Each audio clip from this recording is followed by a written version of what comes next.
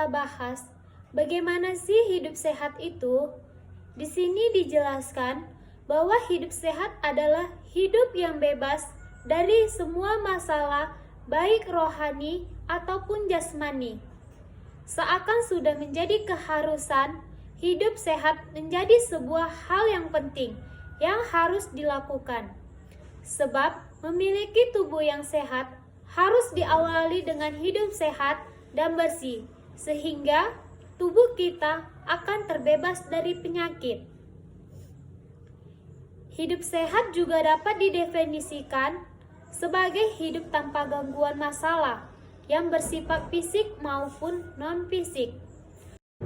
Oleh sebab itu, mulailah membiasakan hidup sehat, sebab salah satu resep kebahagiaan adalah apabila kita bisa hidup sehat dalam kondisi sehat. Dan juga di sini dijelaskan pola hidup sehat yang menarik untuk kita ikuti sehari-hari. Ada jogging atau berlari, yoga atau senam, makan makanan yang sehat dan bergizi. Hayo, minimal dalam satu hari kita harus melakukan yang ketiga ini. Di sini mari kita bahas perihal tentang perilaku hidup bersih dan sehat. Nah, perilaku hidup bersih dan sehat adalah upaya untuk memberikan pembelajaran atau menciptakan kondisi bagi perorangan, keluarga, dan masyarakat dengan memberikan informasi dan melakukan edukasi untuk meningkatkan pengetahuan, sikap, dan perilaku melalui pendekatan pimpinan, bina suasana, dan pemberdayaan masyarakat sebagai suatu upaya masyarakat mengenali dan mengetahui masalah sendiri agar dapat menerapkan cara hidup sehat dalam rangka menjaga, memelihara, dan meningkatkan kesehatan. Di sini juga setiap masyarakat itu dihimbau atau dianjurkan untuk melaksanakan semua perilaku kesehatan yang paling penting diperhatikan pada anak usia sekolah. Karena pada kelompok usia yang kritis, karena pada usia tersebut seorang anak rentan terhadap masalah kesehatan. Selain rentan terhadap masalah kesehatan, anak usia sekolah juga berada pada kondisi yang sangat peka terhadap stimulus, sehingga mudah dibimbing, diarahkan, dan ditanamkan kebiasaan. Berikutnya, ada 5 tantangan PHBS yang merupakan bagian dari tempat beraktivitas dalam kehidupan sehari-hari. Yang pertama ada PHBS di rumah tangga.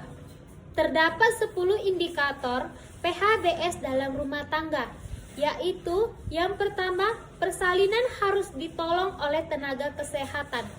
Ingat ya ibu-ibu, harus ditolong oleh tenaga kesehatan. Yang kedua itu ada memberi bayi ASI eksklusif. Yang ketiga, menimbang balita setiap bulan. Yang keempat itu mencuci tangan dengan air bersih dan sabun. Yang kelima itu menggunakan air bersih. Yang keenam menggunakan jamban sehat. Yang ketujuh memberantas jentik di rumah seminggu sekali. Yang kedelapan itu ada makan buah dan sayur setiap hari. Yang kesembilan itu melakukan aktivitas fisik setiap hari. Yang kesepuluh tidak merokok di dalam rumah. Yang kedua itu ada PHBS di sekolah. Berikut terdapat 6 indikator PHBS di dalam sekolah, yaitu 1. Mencuci tangan dengan air bersih, mengalir, dan sabun. Yang kedua itu ada mengkonsumsi jajanan di warung atau kantin sekolah yang sehat atau yang baik. Yang ketiga itu menggunakan jamban yang bersih dan sehat. Yang keempat itu ada olahraga yang teratur dan terukur. Yang kelima itu memberantas jentik nyamuk. Yang keenam tidak merokok. Yang ketiga di sini ada PHBS di tempat kerja. PHBS di tempat kerja adalah upaya untuk memberdayakan para pekerja, pemilik dan pengelola usaha atau kantor agar tahu, mau dan mampu mempraktekkan PHBS serta berperan aktif dalam mewujudkan tempat kerja yang sehat. Terdapat 6 indikator PHBS di tempat kerja, yaitu 1. Tidak merokok di tempat kerja. Jangan dilakukan ya. Yang kedua itu bebas jentik nyamuk dan jamban yang sehat. Yang ketiga itu mencuci tangan dengan air bersih dan sabun sebelum makan dan sesudah buang air, baik besar dan buang air kecil. Yang keempat ada membuang sampah pada tempatnya, jangan sembarangan ya. Yang kelima itu ada melakukan olahraga secara teratur atau aktivitas PHBS di sarana institusi kesehatan. Ada 7 indikator PHBS institusi kesehatan, yaitu yang pertama menggunakan air bersih, yang kedua menggunakan jamban yang sehat dan bersih, yang ketiga membuang sampah pada tempatnya, yang keempat mencuci tangan pakai sabun, yang kelima tidak merokok, yang keenam tidak meludah sembarangan, yang kedelapan memberantas jentik dan nyamuk. Yang kelima, PHBS di tempat umum. PHBS di tempat umum adalah upaya untuk memberdayakan masyarakat, pengunjung, dan pengelola tempat-tempat umum agar tahu, mau, dan mampu untuk mempraktekkan PHBS dan berperan aktif dalam mewujudkan tempat-tempat umum yang sehat. Di bawah ini ada 3 indikator PHBS di tempat umum, yaitu 1. Menggunakan jamban yang sehat, 2. Memberantas jentik dan nyamuk, yang ketiga menggunakan air bersih.